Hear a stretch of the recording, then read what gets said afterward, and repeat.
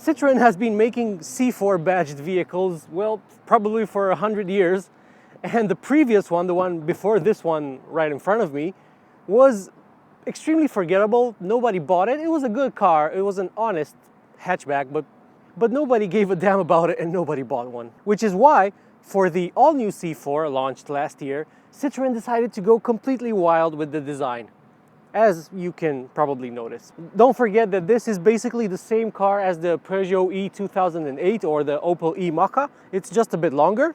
So it gets the same 100 kilowatt electric motor under here. There's a 50 kilowatt hour battery pack in the middle, and yeah, it weighs about 1.5 tons and it sprints to 100 kilometers per hour in around 10 seconds. So yeah, it's not quick. This new C4 is a taller car with around 15 centimeters of ground clearance. So it's technically a crossover, although you won't find the words SUV or crossover anywhere in the brochures for this vehicle. It's a kind of a cross, I think, between a traditional hatchback, a coupe-styled SUV, and some sort of insect. So while the styling is definitely polarizing, I think at least, it'll be interesting to see if this vehicle proves popular and Citroen's gamble to make it this outlandish proves right. This car has a strong emphasis on comfort, an excessive emphasis on comfort, meaning that it sacrifices any kind of sporty pretensions in the quest for comfort. It has very cushy suspension, and the result is a phenomenally comfortable ride, even though it doesn't have adaptive dampers or any kind of hydraulics or air suspension. I mean, the rear suspension in this is a girder that links the two wheels. It is not an independent setup, and yet somehow they have managed to make it extremely comfortable. The progressive hydraulic cushions that are at the ends of the suspension struts certainly help. So will the people who appreciate bold, outlandish styling like this also want a vehicle that's not particularly fast or sporty? Let me walk you around it first, then I'll show you the interior, and then we'll take it for a drive and I'll tell you more about the technical side of things. How crazy is this front end design? It does have the traditional Citroen dual chevron, but it's offset, so the lower bar is set further forward than the one further back, so you get a nice 3D effect. And the chevrons aren't even chevrons, they're like rounded now. And I also appreciate that in this small intake that is open and active, the slats are angled so that they match the chevron. The headlights are extremely bold. They are set further down on the fascia, and you have these LED daytime running brows. They are super cool. You can tell that this vehicle is the electric one by the blue accenting here. I also like these crazy dips here on the hood. I imagine you could fry an egg quite successfully in here, maybe even in some oil, you know, to get those crispy edges. Now, what does this look like to you from the side? It's a hatchback, right? Well, yes, but it's also quite a tall vehicle. The doors, they covered the sills, just like in an SUV. And then this whole rear section is, well, there's a lot to talk about here. I wouldn't call it a coupe, but I'm going to call it a fastback because that's what I think it is. It is a hatchback, obviously. I think it's quite successful. I like the side of the vehicle quite a lot. I also like this glass panel here. It adds a bit of light into the cabin, and then it continues with this black piece here that then goes into the integrated spoiler here in the back. The only thing I would have done differently on the side is I would have hidden the door handle here. I just drove the Honda HR-V, and that has such a sexy line here that is uninterrupted by the door handle that I think it looks better, especially if you're going for a style-conscious vehicle like this C4. And if you thought the front end was polarizing, check out this rear end. I mean, what's going on here? What is this? I've not seen a taillight like this in my entire life. So this part lifts with the hatch, this part stays in place. Very unusual. The rear spoiler does block some of the visibility from inside the vehicle when you're looking back, but it does look good. It has some fake vents here, the E in front of the C4 logo here. Inside the trunk, you get 380 liters of space. The trunk floor is adjustable height. You can fold everything down and get oodles more space. Do you get a light here? Yes, you do. You have a light. It's not the biggest trunk in the world, but it does the job. Let me show you the interior now. Climbing into the back is quite easy thanks to the high ground clearance. And immediately upon entering this vehicle, you noticed how soft the seats are and that there's a lot of padding on these seats. These are the optional extra comfort seats, or advanced comfort seats, I think they are called. And yeah, they definitely do the job. I can slide my feet underneath the front seat, which is always amazing. Let's see, visibility. Actually, it's pretty good, to be honest. It's not as claustrophobic as you might think. I mean, the windows actually have a fairly squarish shape, so no letterbox feeling here. You don't expect to get many toys back here, and you don't. You do get a smartphone holder and cup holders in the armrest, but that's pretty much it. And these two vents, as well as two USBs. Headroom is very good. The middle seat, let's see. Usable, definitely much better than the one in the HR-V that I just dropped off at Honda's today. In the front, you again immediately notice the excessive padding on the seats, and I mean excessive in a good way.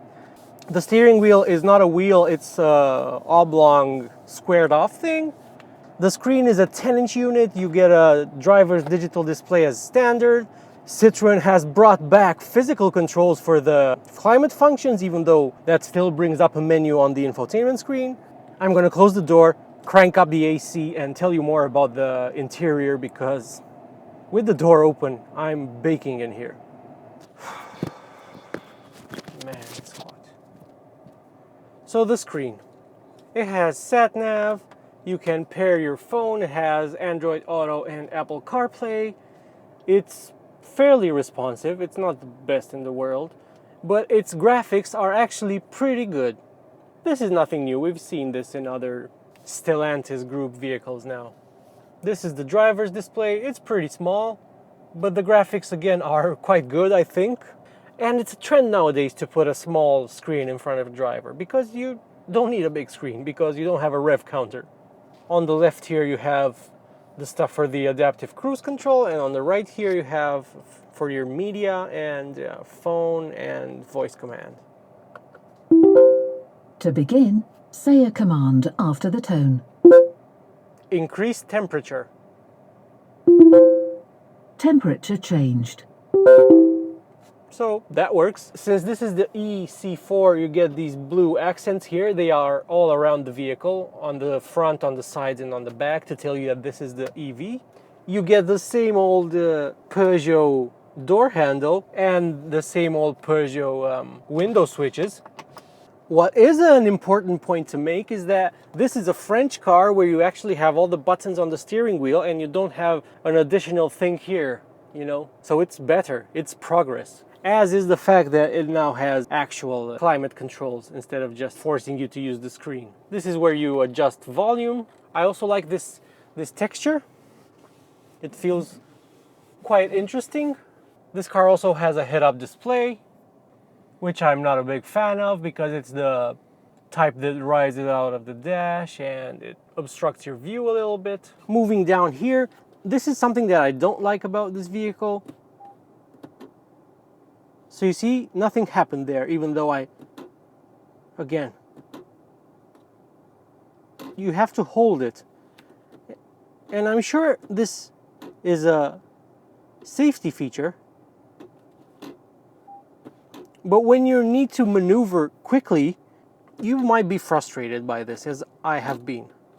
You also have a standard traditional park mode, and you also have the max regen B mode. This vehicle doesn't allow you to adjust the level of regen. You just have to put it in B mode, and well, after you're in D, you can put it in B. This browses through the driving modes, Eco, Normal, and Sport. I don't really notice a big difference in this vehicle, to be honest. Here you have a smartphone holder. Here you can put your polarizer filter and your coin, but also You can put stuff under here. This is a USB-C here, and this is a USB-A. Here is where you wirelessly charge your phone, and you get a little symbol here to tell you it's charging. I like the fact that you can cover this, and then you can slide this forward, and it's not very well padded, to be honest, because you can hit the plastic quite easily.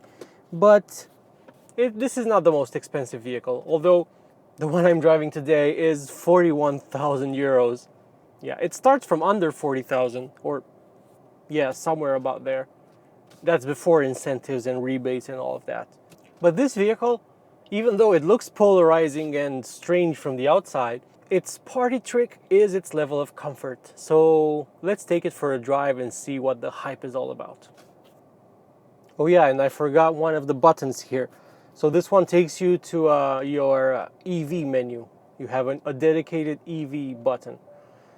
So this is my kilowatt hours per 100 kilometers, way off what Citroen claims, but I have not been driving efficiently. The manufacturer says you should achieve around 16 kilowatt hours per 100 kilometers. And I am sure that that is achievable because this is a very efficient electric vehicle. But you actually have to actively try to achieve it in order to do it. I'm going to put it in sport now. The road is empty. And after we pass the speed bump, I'm going to give it the beans, whatever that means. Squeak, squeak, squeak, squeak, squeak, squeak, and then we're off. Okay. Yeah, it's not slow. It's definitely not slow. But it's not quick either. I can honestly say that this vehicle is, it has adequate performance. It's like a Rolls Royce, it's adequate. So yeah, my GoPro overheated since it's still 40 degrees Celsius outside. In fact, my other camera also gave me a temperature warning, but it didn't shut down like this GoPro did. The wonders of shooting in midsummer. So, is it comfortable? It is extremely comfortable. Those hydraulic bump stops really do make a difference, and I have been intentionally hitting potholes, not huge ones, I'm not damaging the vehicle, but I'm intentionally hitting potholes just to see how well everything is absorbed. This part here is quite bumpy, let's see.